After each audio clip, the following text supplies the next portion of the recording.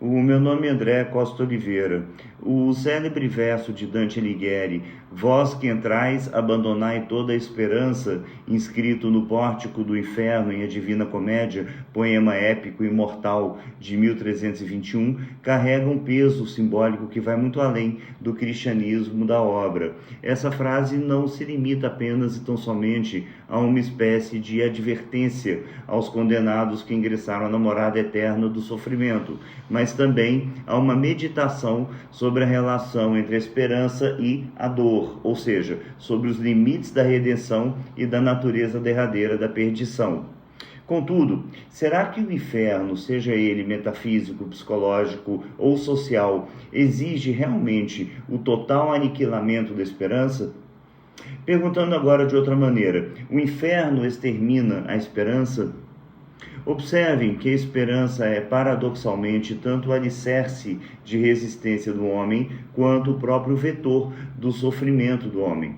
Aqueles que padecem a mera possibilidade de um porvir melhor pode ao mesmo tempo funcionar como uma força motriz e uma lâmina afiada que desliza pelo dorso moribundo, prolongando ainda mais a agonia quando a promessa de qualquer alívio jamais se concretiza.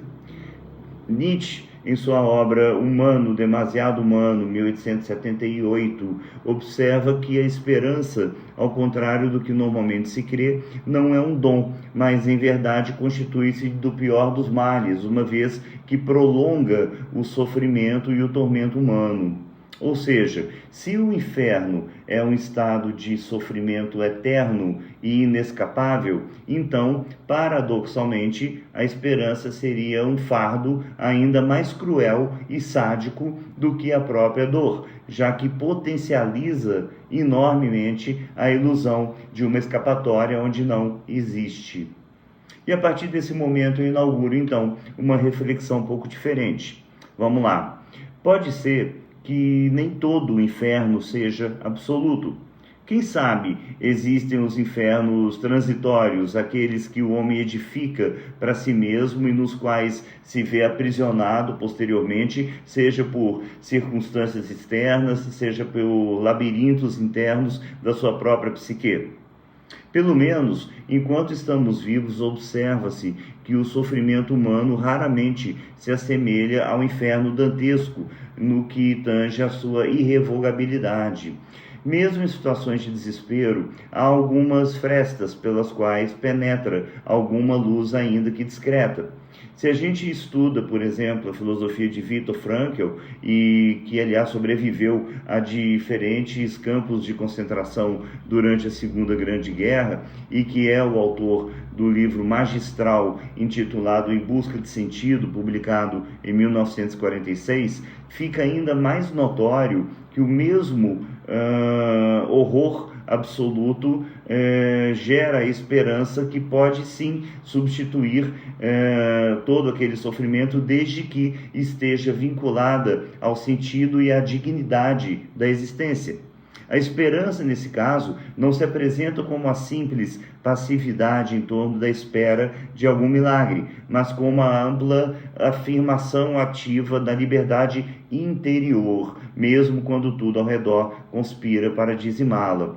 E por último, existem de repente os infernos, que, tais como ervas daninhas, só se perpetuam na ausência de virtudes. Esse é o inferno das estruturas sociais injustas, por exemplo, o inferno da censura, o inferno que suprime o livre-arbítrio, o direito de ir e vir, que controla a arte, que controla a cultura, que macera a filosofia, levando ao conformismo e à resignação de sociedades inteiras. Aliás, de sociedades cada vez mais volumosas, observem isso.